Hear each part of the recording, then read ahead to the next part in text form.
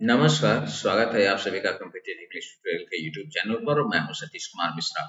मेरा प्रयास है कि सैनिक स्कूल ई काउंसलिंग से रिलेटेड जो भी लेटेस्ट और सटीक जानकारी हो, वो सबसे पहले आप तक पहुंचाऊं और आपको सजग कर सकूं ताकि आप अपने बच्चों के लिए समय रहते अपनी पूरी तैयारी कर सकें और मेरे द्वारा उपलब्ध कराई जाने वाली ई काउंसलिंग जो जूम मीटिंग के थ्रू दी जाएगी उसका भरपूर लाभ उठा सकें और इस बार किसी भी प्रकार की होने वाली गलती से आप बचें। तो एक बहुत बड़ा न्यूज़ ब्रेक करने वाला हूं मैं आपके बीच में। आज सुबह ही मैंने आप लोग को बताया था कि ई काउंसलिंग संभवतः 11/3/2024 से शुरू होने वाली है। इसका मतलब कि 7 मार्च या 8 मार्च लेटेस्ट इस दो में से किसी एक दिन सैनिक स्कूल का रिजल्ट आ जाएगा। तो 4-5 दिन आपको मिल जाएंगे ई काउंसलिंग के लिए अपनी प्रोसेस वगैरह तय और उस समय इंफॉर्मेशन भी आ जाएगा ई काउंसलिंग के लिए। पर अभी अभी मुझे किसी व्यक्ति ने मेरे को व्हाट्सएप किया एक इमेज। तो मैंने जिस सोर्स से मुझे पता चला था सुबह में मैंने उसी सोर्स से उसको वेरीफाई कराया कि ये सही है या गलत। उन्होंने कहा कि ये न्यूज़ सही है, यानी सैनिक स्कूल ई काउंसलिंग की पूरी शेड्यूल मुझे मिल चुकी है और मैं वो अब आपके साथ साझा करने वाला हूँ। उसकी पूरी टाइमिंग, डेट, शेड्यूल सब कुछ आ चुकी है। तो मैं इसको साझा करने के लिए आपको अपने कंप्यूटर स्क्रीन पर लेकर के चलूं। इससे पहले मेरा एक आग्रह है आप सबों से कि please if you are new on my channel, subscribe to my channel. यदि आप मेरे चैनल पर नए हैं या पहली बार हैं तो मेरे चैनल को सब्सक्राइब कीजिए। बेल नोटिफिकेशन पर ऑल प्रेस करना बिल्कुल भी ना भूलें ताकि इस तरीके की सटीक और लेटेस्ट जानकारी सबसे पहले आपको मिले।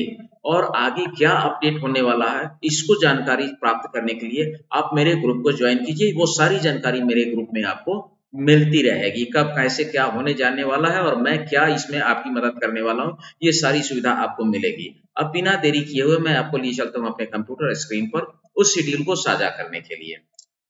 तो यस, ये न्यूज़, ये इमेज है और ये एनटीए वगैरह इंफॉर्मेशन है। तो मैं दूसरा लाइन है कुछ इसमें क्रॉप करके किसी ने भेजा है, मैं उसको थोड़ा देख लेता हूँ। The e-counseling through AISSE 2024 would be conducted for a total of 7 rounds or and the 8th round would be the registering for final choice of the candidates. No further rounds of e-counseling will be conducted thereafter. The dates for round-wise schedule of e-counseling through AISSE 2024 are tabulated below। मतलब इसका एक tabulated form जो है वो यहाँ सामने आया हुआ है। मैं इसको थोड़ा सा एनलार्ज करके बता दूं। ये दिया हुआ है डेट 11/3/24 से शुरुआत होगी इसकी, जो कि 13/3/2024 तक, मतलब आप चॉइस फिलिंग वगैरह ये सब सारा काम कर पाएंगे। सीट एलोकेशन के लिए जो रिजल्ट आएगा कितने लोगों को सीट अलॉट हुआ ये 18/3/2024 को है और लास्ट डेट जो है वो आपको कौन सा सीट मिला इसका रिजल्ट 21/3 को आ जाएगा और वेरिफिकेशन का जो काम होगा वो 25/3 को ये काम जो है सो verification cum document of documents का मेडिकल कमेंसमेंट 25/3/2024 को होगा और last date for documentation and fee submission अगर वहां सिलेक्शन हो गया तो फी सिलेक्शन के लिए आपको 6/4 का डेट मिलेगा। अगला राउंड 10/4 यानी अप्रैल से शुरू होगा और ये लास्ट होगा 28/4 को। उसके बाद तीसरा राउंड 1/5 से शुरू होगा और ये खत्म होगा 19/5 को और मई में 2 राउंड शुरू होगा। मई में थोड़ा सा कम गैप है यानी 22/5 से लेके, कहने का मतलब है कि 1 से 4 राउंड का जो ई काउंसलिंग है ये पूरा का पूरा आपको मई तक कंक्लूड हो जाएगा। मई में 5वां राउंड शुरू होगा और सॉरी 9/6 यानी 6 जून को चौथा राउंड फिनिश। अब बारी आती है 7वें और 5वें राउंड की। तो ये 12/6 से शुरू होगा और 30/6 को समाप्त होगा।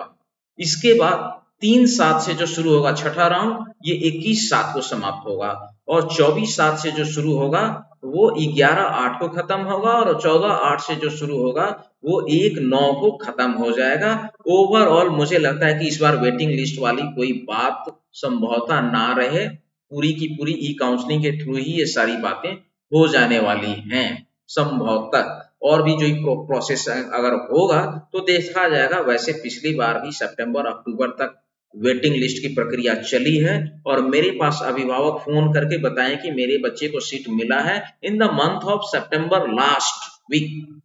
तो ये सारी लेटेस्ट जानकारी मैंने आपको साझा की है। अब मैं आपको ये बता रहा हूं कि कृपया इस बात की कयासबाजी में ना पड़े। जिन लोगों ने आपसे दावा किया था शुरुआत में चीख चीख करके कि इस बार का एग्जामिनेशन एरर फ्री है, एरर फ्री है, एरर फ्री है। मैंने जब पहले दिन एग्जाम हुआ था और अपने सारे सब्जेक्ट वाइज लाइव किए थे, उसमें भी रीजनिंग में पहले दिन ही मैंने कह दिया था कि एक सवाल ऐसा है, दो सवाल जिसमें दो ऑप्शन हो सकते हैं। अंततोगत्वा वो लॉजिक आ गया। मैंने ढूंढ करके 4 निकाले, किसी और ने 4 और एक्स्ट्रा करके निकाले, तो ऑलरेडी 8 क्वेश्चन है। पिछली साल का कट ऑफ जरूरी नहीं है कि अगर 200 ये गया। इस बार क्वेश्चन भले ही इजी था लेकिन 8 क्वेश्चन गलत भी था। बहुत सारे बच्चों ने फिर भी गलत किए हैं। तो ओवरऑल कितने बच्चे क्वालिफाई किए, state wise category wise number of past candidates कितने हैं और हाईएस्ट स्कोरर किस कैटेगरी में कितने हैं, ये सब सारा डेटा जब तक नहीं आए तब तक हम आपको अगर ये कह दें कि यस आप निश्चिंत हो जाइए। हाँ, इतना तो मैं जरूर कहूंगा कि बिहार को अगर छोड़ दिया जाए, माइनस कर दीजिए, तो अदर सारे स्टेट में अगर बच्चों ने किसी भी कैटेगरी में 260 प्लस अगर स्कोर कर लिया है तो they are in safe zone.